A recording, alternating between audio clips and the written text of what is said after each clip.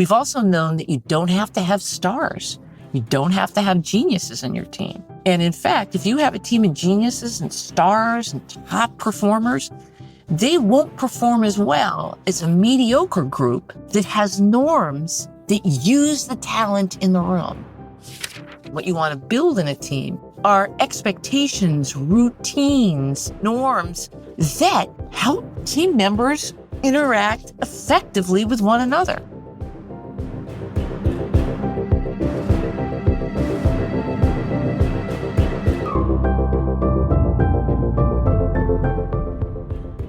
That's Vanessa Druskat. She's an award-winning and internationally recognized expert on leadership, team performance, and emotional intelligence. Vanessa has spent over 30 years studying what the world's greatest teams do, and she's condensed that in her latest book, The Emotionally Intelligent Team, Building Collaborative Groups That Outperform the Rest.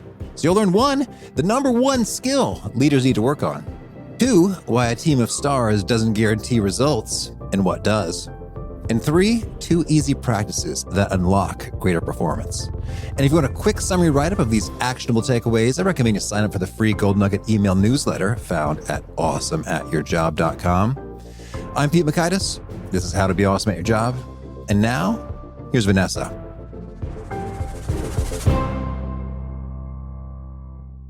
Vanessa, welcome. Thank you, Pete. It's great to be here with you and your audience.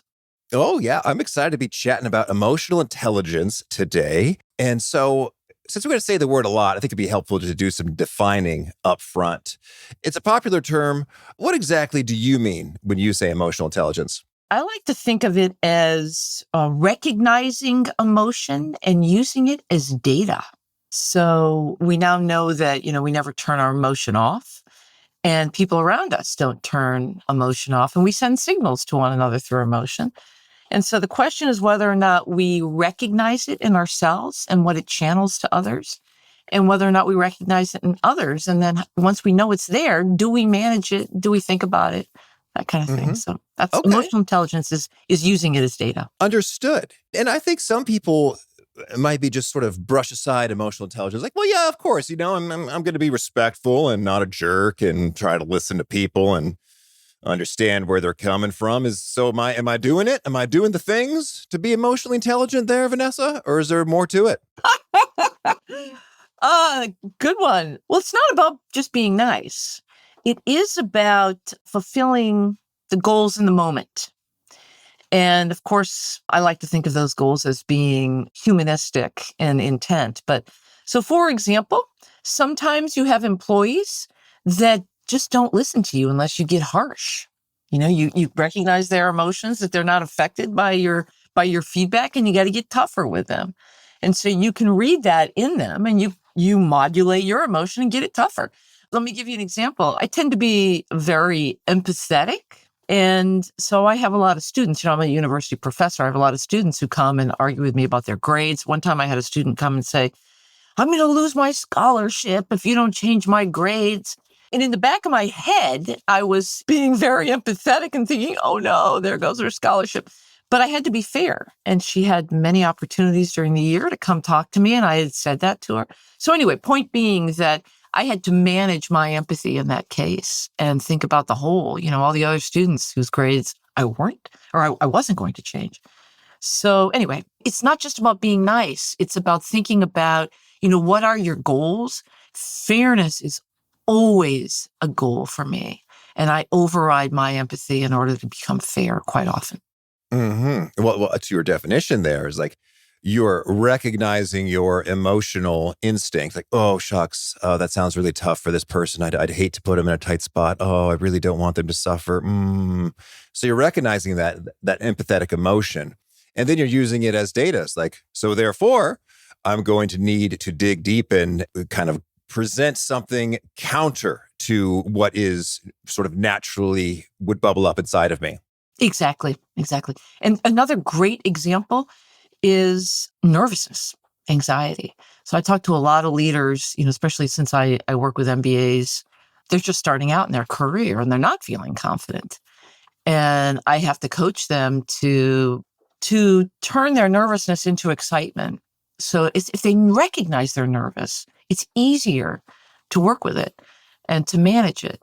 And people don't want to be led by a leader who doesn't sound like they know where they're going. It's a really key skill. We now know that emotional intelligence is the heart of social skills, interpersonal skills. We never used to know how to measure interpersonal skills. Now we do, because interpersonal skills, every interaction involves an exchange of emotion. Mm-hmm. And by the way, if we want to merge into why do I study emotion in teams, it's because teams are hotbeds of emotion. Think about all the interactions that are going on at any time. Who's talking, who's not talking, who's saying things, how are they saying, how is that affecting me and my ideas? If you think about teamwork, it's really a place or a situation in which you want to have an emotionally intelligent environment. Oh, certainly. And you say now we can measure it. Tell me, how is this measured? Well, there are several different measurements for emotional intelligence. Well, I would say that there are probably 4 really great ones out there. You can Google it. You can go to the Consortium for Research on Emotional Intelligence in Organizations. Acronym is CREIO, CREIO. And we list I'm on the exec board of that organization. We list all the assessments that are out there on that website. And you can take a look at, critiques of them, pros and cons of all of them. But there are a lot of options now. There are self-assessments. Turns out self-assessments tend not to be so great. Well, I was going to say, I don't... If you were going to go there, I was going to challenge you. Because I've taken some of these, like, yes, I strongly agree, or I very frequently take into account the other emotions of the people on my team, or yes, I respect norms in my team. And so it's like, well, we've had Tasha Yerk on the show a couple times talking about self-awareness and how people tend to be not as self-aware as they think that they are. So yeah, the self-assessment, I think, has some value, but also has plenty of potential to be wildly off for many folks. So how is it done in practice then beyond the self-assessment? Well, there are some scales that, first of all, ask others about your, how you come across, are you empathetic, and various permutations of what that looks like. And then there are some that ask sort of deep questions like, what would you do in this circumstance? And you have to make selections about how you would manage your emotions or help others manage their emotions, or how emotionally aware you'd be. So there's a lot of good options out there. But I got to tell you, there's also a lot of different ways of measuring IQ, and there's a lot of disagreements. I've been in meetings with a bunch of IQ researchers, and they can't agree on a definition. And it's pretty well the same with emotional intelligence. I mean, we do tend to agree on the definition, but there are nuances. Oh, sure. Well, that's interesting. And I guess I'm curious in terms of if anyone is continuing to discount, like, oh, yes, emotional intelligence, that's just common sense. Of course, that's a thing that we should just do as, kind humans who are thinking through stuff. What's something that's often overlooked or undervalued or counterintuitive? What's some stuff that people think they know or understand about this emotional intelligence stuff that in your experience, you realize, au contraire, many folks are quite mistaken here? All right, two things I'll say. One is that they think this is a fad. Oh. And they just think it's another one of these things. It's been going for a while. Yeah. But there has been so much research done on it. We now have meta-analyses, many of them. So basically that's studies of hundreds of studies. And that train left the station a while ago. This really does predict leader effectiveness. It does predict the performance of your employees. Let me give you an example for that, and then I'll come back and say more about what people don't realize. One of the things that we don't think a lot about is how much we demonstrate care and respect to the people who work for us. It turns out that something like 50 or to 70% of people don't feel respected by their bosses. Now, I don't think any boss goes in assuming that they want to be disrespected. They just don't know how they come across. And so that's the kind of thing that will turn off motivation, or will turn off your ability to think clearly. I don't know whether or not your audience realizes it, but we are emotional beings. And our emotion affects our ability to think clearly. So when we're nervous, our cognition is not as strong as it could be when we're feeling, what we consider homeostatic. A little bit of nervousness is good. It sharpens our focus. But overwhelming nervousness just destroys our ability to think. And so if you're the kind of leader who comes across as disrespectful or skeptical or many different negatives that can be taken, any behavior, any nonverbal behaviors that you send to your workers can be construed in ways that not only reduce their ability to think and work well, but that turn off their motivation. Mm-hmm. So we're more motivated when we feel we're part of the picture, when we're cared about, when we think we add value, when we know. One of my doctoral students, I write about this in my new book, The Emotionally Intelligent Team. One of my doctoral students did a study on which leaders sort of jumped on board to a huge organizational change that she was studying. And she thought it's going to be personality, it's going to be all kinds of things. She was in the organization for a full year while they were going through the change. And so she did a whole bunch of data collection up front and then looked at who jumped on the change, what ended up happening. And the one question that threw out every other piece of data she collected was, do I feel respected and valued by my boss? And those who did jumped on the change. They were more amenable to the change. They helped their leaders roll out the change. If you felt like you were replaceable in the eyes of your boss, you were much more reticent about you were more defensive about the change. So those little behaviors have huge consequences. And so coming back to your original question, which is, what do people not know about emotional intelligence? I think the people who don't understand, haven't bothered to look at it, don't recognize that humans are emotional beings.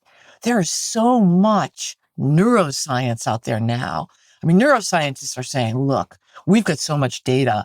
We have to change the way we operate in organizations. It's crazy to go along and operate as usual because so much of the way people behave depends on their emotions, how they feel about being in the environment that they're in. And so you can't just treat people as if they're objects. You're going to have motivation problems and you can do it for a while. It's kind of like the cheapest way to build a team is to have an enemy going into battle. You got an enemy, we got to beat them. Everybody's good. The esprit de corps automatically comes. We're wired that way. But you can't do that more than, once in a while. The tight deadline will motivate, but you burn people out and that's not your everyday motivation.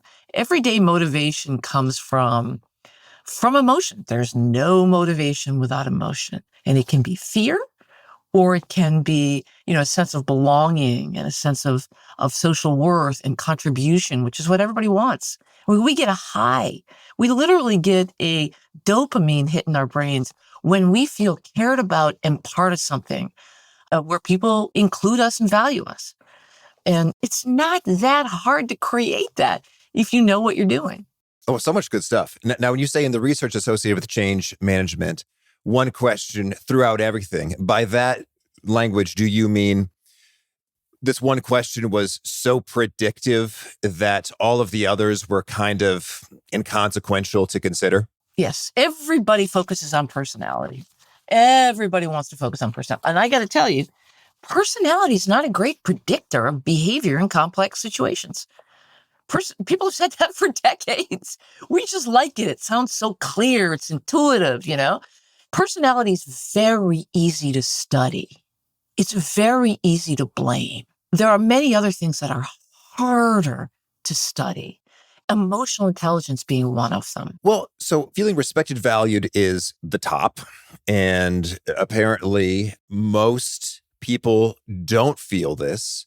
Can you share what are some of the best practices or worst practices that are common? Because in a way, it doesn't seem like it should be that hard to respect and value people such that they are feeling respected and valued. And yet, apparently, most managers aren't getting it done right now. So what do you see are the top behaviors that you think folks need to start doing because they've overlooked it, or stop doing because they don't realize how damaging it is? Well, there's two things I want to say there. One is I think that leaders need to start working on their emotional intelligence. When I look at what it requires to send those messages of respect and value, it often requires managing your own emotions, managing the point that you don't feel respected. Mm-hmm. So what happens is that there's a cascading effect that goes on in organizations. And we've long known that, a lot of managers, a lot of leaders are kind of stuck in the middle where they're not getting the love, if you will, I'll just call it love, from people above them. And yet they have to turn around and pass it on below. So that's not easy. And so it really has to start at the top. But if it doesn't, you don't have to pass that kind of negativity down. And in fact, when you do, your team won't work as well as it could. And that really requires recognition, understanding self-awareness of yourself. So for example, back to this idea of me being empathetic, I really fundamentally think it's one of my biggest skills. Well, I periodically do these EI assessments just because I use them so often. I want to know how I'm coming across. Well, there was one point at which my colleagues all rated me as about as low as you can get in empathy. And I thought, what's going on there? And the reason was that I was so busy. I was running past them in the hallways. I was cutting off conversations. I wasn't being my best self. And I had it in me. I just wasn't demonstrating it. And I didn't realize. So again, sometimes you don't know how you come across. Leaders are often the last ones to know how they come across. And so those assessments can be really useful. But moving the conversation towards what my area of expertise is and what I wrote the book about, which is how do you build this into a team? Because what we don't do well is teach leaders how to build good teams. And matters in teams is how team members interact with one another. Teamwork is not about how the leader interacts with each individual or each individual's interpersonal skills that they never get to use in the team. Teamwork is about how we help our team members to interact with one another. And because teams are really interactions. And as I mentioned earlier, they're hotbeds of emotion because there's so many interactions. And so what you want to have in a team, what you want to build in a team are expectations, routines, norms that help team members interact effectively with one another. So just simply, do your team members listen to one another? Okay, probably not. The average team members, they don't. They're thinking about what they're going to say. They're not thinking about what the other person says because they're trying to impress. They're trying to compete. So that's a norm. A norm is that when you make comments, you're trying to impress others. You're not really trying to add on to what others are saying. And so what you need to do is change the norms, change the routines, build an environment where the expectations that people have for one another are about listening, caring, building on one another's ideas. And when you don't do that, you get called out. Okay. Well, tell us, how does one build that environment? Yeah, well, the first thing you got to do is you got to take a look at the norms that define how people interact in your team. So every team has norms. And so what are norms? Norms there are perceptions of how we're supposed to act in this environment. So every time we go into a new environment, we analyze what's going on. We look at the people with status and we figure out how things work around here. And so every environment, every team differs a little bit. And so what I've tried to figure out is what's in the environment of those teams that are doing really well, that are surpassing their goals and performing at the top. And, and I've tried to define those norms. Well, I haven't tried. That's what I've done. My colleagues and I have done that. And we've come up with this model of specific norms that build that environment. And so I can lay out what those norms are for you. But the idea here is that you change expectations about how you're supposed to behave. And we usually don't think about the norms, but behavior is not random. We always look to others. And so what you want to have is not a team where everybody listens to the boss and everyone listens to the people they think are the smartest or the ones with the most social power in the room. But you want to have a team where everyone contributes and you're not wasting talent in the room. Because we know and we've known this for decades, that the more participation you have, the better your team's performance. We've also known that you don't have to have stars. You don't have to have geniuses in your team. And in fact, if you have a team of geniuses and stars and top performers, they won't perform as well as a mediocre group that has norms that use the talent in the room. Because think about it, the stars are often each trying to show who's smarter. And again, back to what I said earlier, they're not building on one another's ideas. They're not listening. They're not integrating. And that's where teamwork really happens. That's where we solve the complex problems. Every worthwhile innovation in the history of humankind has been developed by a team of people working together well. People like to think that it's Steve Jobs who developed the iPhone. No, maybe you've heard the stories, but he didn't want the iPhone. His team had to convince him. He used to take the iPhone and throw it against the wall when everybody, or the phones people would give him. Well, he always relied on his teams. Well, yeah. Well, let's hear a few of these norms that make all the difference. Sure. So we have collapsed them into 3 different categories or buckets. The first one is about what we talked about earlier.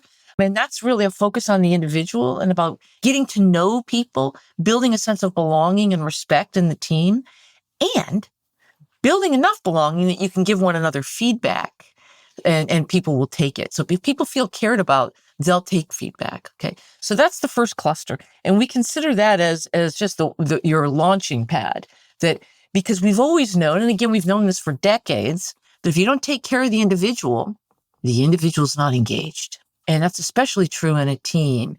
If you're just you're doing your individual work, it's fine. But if you're supposed to share your information with others and build on their ideas, then you really need to feel part of that whole. So that's the first cluster. The second cluster, we call it how we learn and advance together. And there are 4 norms in this cluster that get the team meeting together and talking about what's working well, what needs to be changed, what's coming down the pike, what are some things that the team needs to be looking out for. And, so basically being more proactive about changes. So we talk about that as being allowing in the pessimism and also allowing in the optimism, not toxic optimism, but really thinking about what are we doing? We're doing well. We want to keep doing that.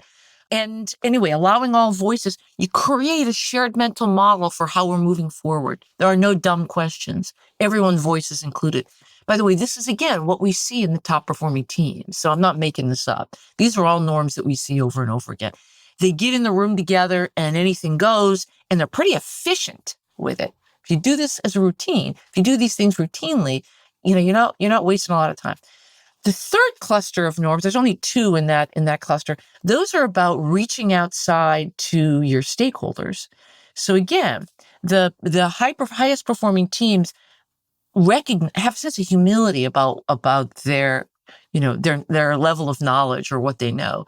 And they recognize that there are people outside that can help them think more proactively, think about what's coming down the pike, and also just think more innovatively. And so they reach out to stakeholders. They'll invite their boss's boss into a Zoom meeting or whatever, or Teams meeting, just for 10-minute Q&A about, how's our work? How's it affecting you? What's keeping you up at night? So we can link into that and know what's coming down. What do you think we need to know right now? You bring that in, it changes that conversation that happens in the middle bucket. They reach out and bring people in, experts and things like that. So those are the 3 buckets. Care for your individuals, make sure you're aligned and you're constantly assessing and anticipating what's coming down. And everyone is involved. And I want to say, I mentioned earlier the sense of respect and belonging that's in that first bucket, but if you're not included in these conversations about the future, you don't really belong. It's a fleeting kind of thing, And so you really want to bring everybody into that. And then finally, go reaching out. So anyway, those are the 3 buckets of norms. We've taken them out on the road. We've helped leaders build them and improve their team performance, better decisions, more market share in their area, things like that. Okay. Well, could we zoom in on 2 specific norms, and maybe let's pick some norms that are extra transformative and extra easy to pull off, and yet somewhat uncommon. Sure. All right. I'm going to pick two, one in the first cluster, it seems nobody ever wants to make time for, and then one in the second cluster, which is about aligning and learning together. The first cluster, the number one norm in the model is what we call understand team members, understand your team members. And so this norm is about getting to know one another. Who are you? What do you care about? How do you analyze problems? What are your skills? What are your weaknesses? Personality surveys can help with that, but that's just one of many things. What you need to do is you need to know how to pass information to one another. You need to know how to speak to one another. What does that person care about? What keeps them up at night, right? What are they excited about? What's their busy season? Let me give you a couple examples. I had a team that I worked with where one team member said to the others, I don't answer the phone. And they were like, what? Who doesn't answer their phone? I mean, this is, by the way, a multicultural team. And so they were in many different locations, very high level.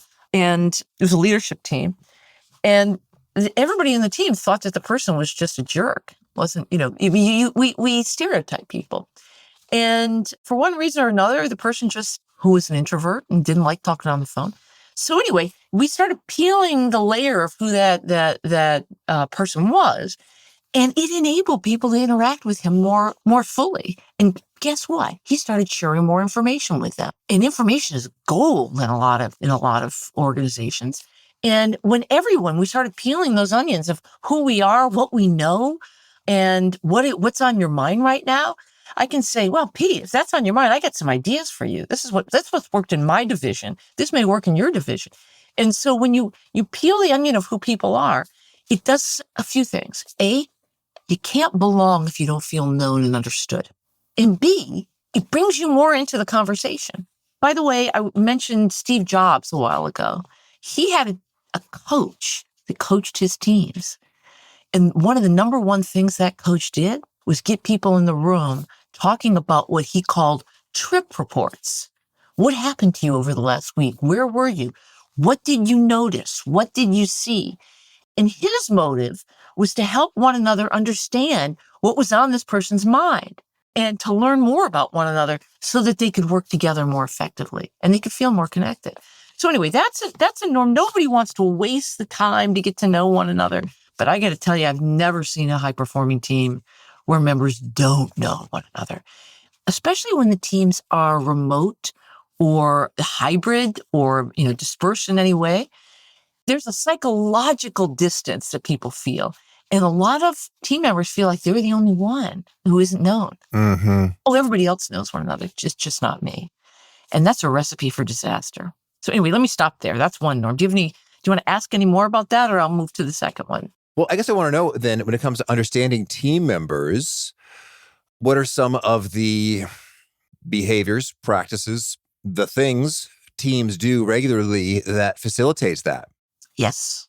Great question. The most obvious one that a lot of teams do and that really does work is something called check-ins at the start of meetings. We were just talking about check-ins at great depth with Bree Groff and about how great they are. Oh, cool. I'm glad Bree. I know Bree. Yeah. I'm glad that she talked about check-ins. They are, what maybe a difference between what I would say, because I know her emphasis is on enjoying the workplace. What I would say is the questions need to be good ones.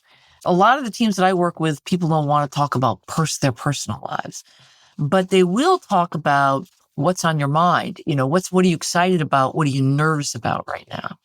What are the biggest challenges you're having? You have to cap these check-ins with 30 seconds each or something. But, you can get a sense of, what's going on in a person's life and how you can work together. You don't feel so alone when you find out others in your team are having challenges like you. It's a brilliant way of building a more supportive environment in the team. So in practice, then, that might just be asking that question: what are you excited about? What are you worried about? And just going around each person at the beginning of a meeting or something like that? Yes. As I mentioned in the book, I wouldn't start with that. If it's the first time you're doing it, I might start with an easier question. What was the best job you've ever had? Where you worked before this? Your little things. And then I would get deeper. But what I advise leaders to do is to pass those questions off to team members. So put somebody in charge for a month in the check-in questions and help them realize that that they need to start light, but you can get deeper as you go. The other thing is to find out whether or not anyone in the team wants to talk about their personal lives.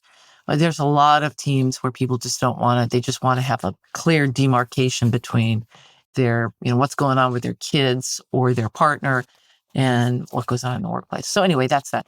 Another one of my favorite ones, let me just say this, because this can be even take you even to a deeper levels of understanding. Something that I like to call a gallery walk. And this is where whoever's in charge of the questions, it gives everyone a flip chart paper if you're meeting face to face. I'll tell you how to do it if you're not in a minute. But and then you answer a bunch of questions. So what does this team need to know about you? Or what do you like most? What do you like least about this team? What do you think we need to change? What's working well? What do you think is working well? Or what was the best team experience you ever had? What were the ingredients in it that you want to replicate in this team? Little things like that can teach you. You can also do it with the pictures. So I've had team members bring in, pictures of their old rugby team or pictures of them skiing with their, of course I lean towards sports because I love sports, but skiing with their family and the camaraderie they felt on that holiday. But anyway, you put it up on the wall and people walk around and read one another's and they can comment on it and it's over with pretty quickly. You can do that virtually by just have everyone bring in a PowerPoint slide and you get 30 seconds to read off your PowerPoint slide, your answers, and it's a powerful way of getting a lot of information pretty quickly. I am constantly trying to get to the point where I know you well enough to give you feedback. And I care about you. I'm no longer stereotyping you because I really believe that giving one another feedback is important in teams. I've seen it work so well. If you can build that level of respect and knowledge of one another, there's different ways to give feedback. Some people want to hear it, boom, like that. They need to, or they won't listen to it. Some people want it very gentle. And so caring about how you give the feedback allows the feedback to get heard, I think. Again, this individual cluster of norms, we call it how we help one another succeed. Mm-hmm. So the second norm is one that we call proactive problem solving. Team members love this. And leaders don't often involve their teams in thinking about what are we missing? What are the opportunities we're missing? And what's getting in the way of our success?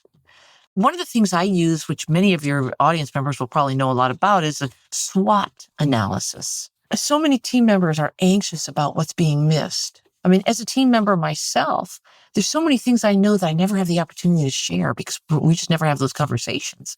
No one said to me, what are the threats that you see, Vanessa?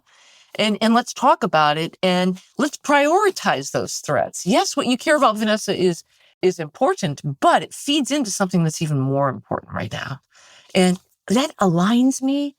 That helps me feel in control. We all have a need. This is one of our fundamental core needs. Belonging, by the way, is the most fundamental core need we have. Social neuroscientists will tell you that. Psychologists who study it have long known that. We've evolved to need to not be rejected, but to be included, which is what belonging is. But we need to feel a sense of control as well. And that's another core need. And you help me feel more in control when I'm able to have those conversations in the team. So that's the other norm that's often, those are two really key norms.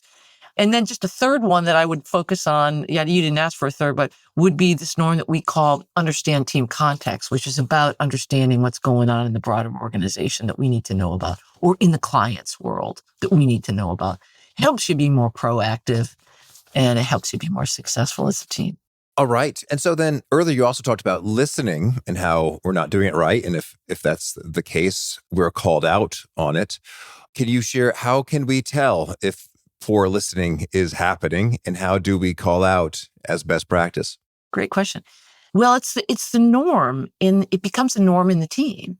So are we building on one another's ideas? Are we writing down? What I love to do when I lead a team discussion, I write down everyone's ideas. And I'll come back to what do we think about what Pete said, what Vanessa said. And I just make sure that everybody's ideas are heard and entertained. We know about listening with nonverbals. So for example, I talked to a colleague recently who served in a team where the team leader would take notes on what people were saying on her computer. And whenever my colleague started talking, she'd stop taking notes. So where does your brain go with that? We have a hyper, I can't underline this enough, sensitivity to whether we're being heard and valued. This is linked to our core need to belong. Back in the day, if you were kicked out of the tribe, you were dead. And so we have evolved to have an emotional brain that is really sensitive to reading the nonverbals of others and knowing whether our ideas and things are valued or not. And so we look around and we notice. Are people checking their email while I'm talking? Are they looking at me? Eye contact. Now, we've got a lot of focus on neurodivergence these days around whether or not they want to receive eye contact. But in general, the research basically says that when you make eye contact with me, it tells me that I'm accepted by you. It's really powerful, even more powerful when it's online. When you're meeting electronically, when a person feels like the leader's looking them in the eye when they're talking, they feel a greater sense of acceptance and belonging and validation. And so it's more than the eye contact. It's the attention. Attention is a gift. So let me just make this practical for you. I had a group of team that I worked with, and I've had more than one team now that's done it, but the one that's always on the top of my mind is this team of very masculine engineers who were not, their team wasn't doing well and their boss got let go. But anyway, they decided in order to enact this norm of, what we call caring behavior, which is demonstrating respect. We said to them, how do you demonstrate respect? And someone said, well, you nod your head while someone's talking. And so anyway, they decided that they were going to nod their head and look people in the eye while they were talking. The consequence was huge. People started sharing more information that they had not been sharing. They started giving more ideas, helping one another more. It's a motivator. When people are listening to you, then now you got to start cutting people off a little bit more. But the participation is more full.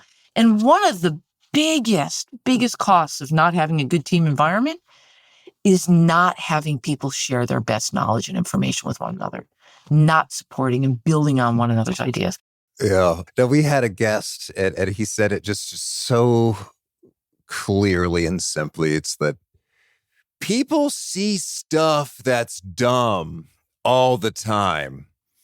And if you don't have an indication that you have any interest in hearing about it, you just won't hear about it. And so the dumb stuff will continue. And that is rampant in organizations everywhere. Yes, absolutely. And so that's why that middle bucket of norms matters so much, which is talking about what's working and not working. And it's why the first bucket matters, because the first bucket checks the box on belonging. Typically we try to belong by conforming. We don't want conformity. We don't want people just saying, yeah, that's how we do it. We do dumb things here. We want people being able to raise the truth in that middle bucket, right? People always ask me about the teams I've observed. And I got to tell you, the difference between the way the outstanding teams perform and the way your average team performs is stark.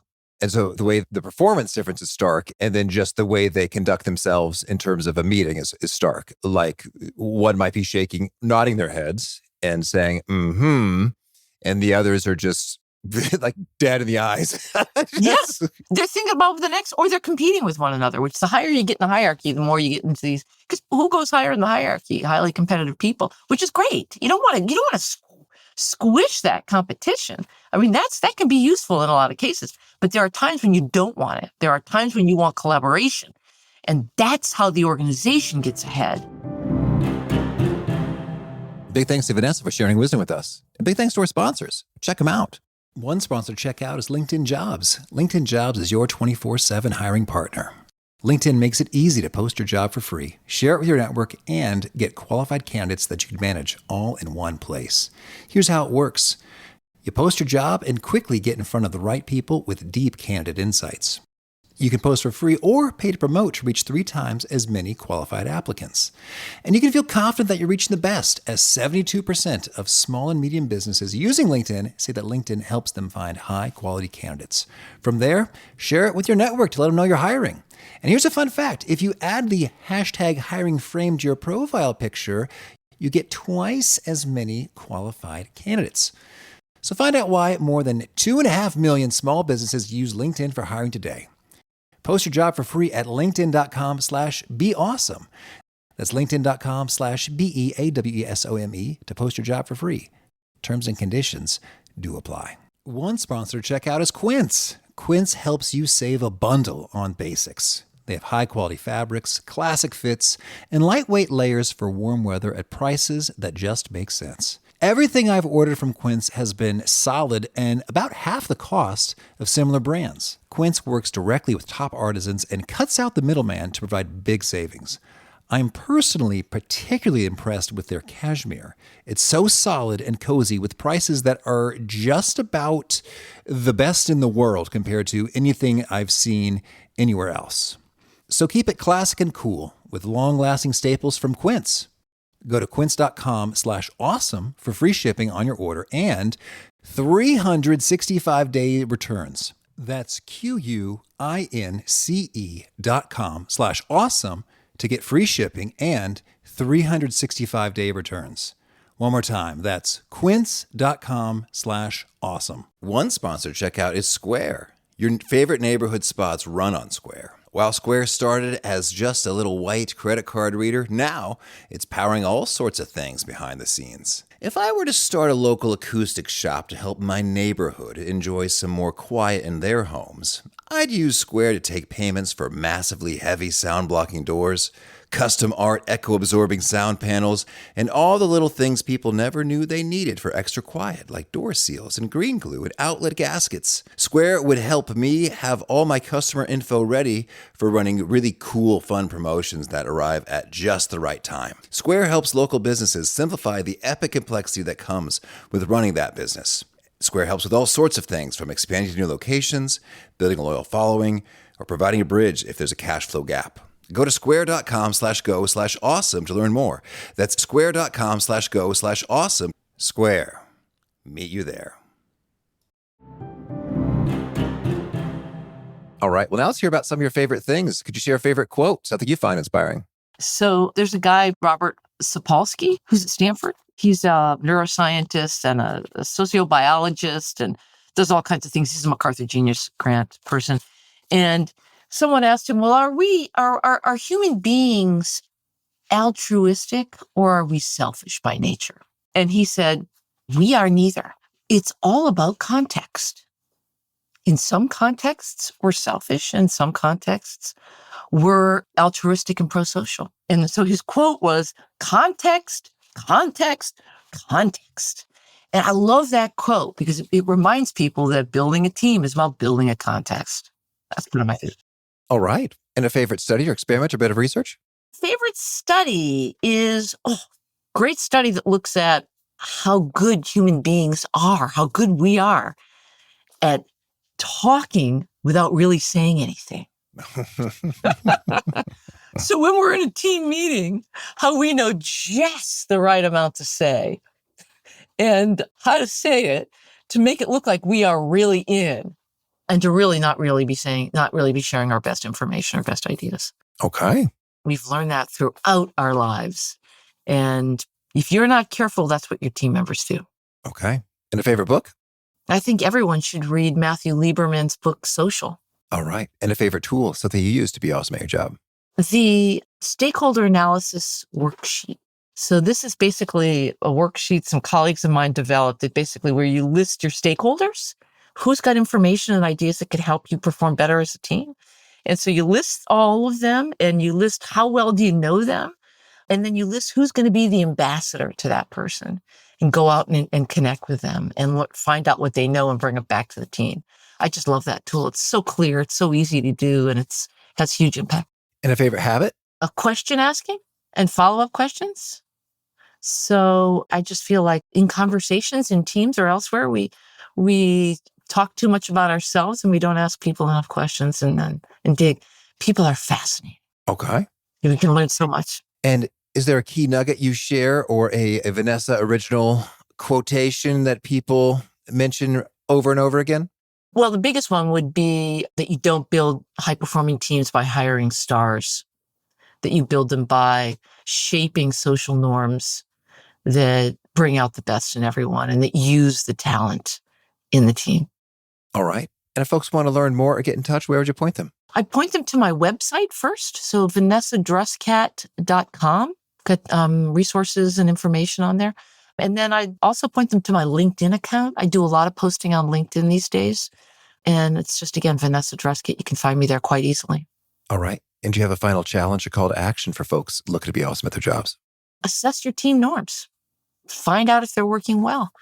Find out what's working and what's not working. You can change them quite easily. It's not hard. It's easier to change team norms than it is to change people. A lot of bad behavior is the result of bad team norms. All right. Vanessa, thank you. Thank you, Pete. It's been really a pleasure to talk with you. I appreciate your having me on and your excellent questions.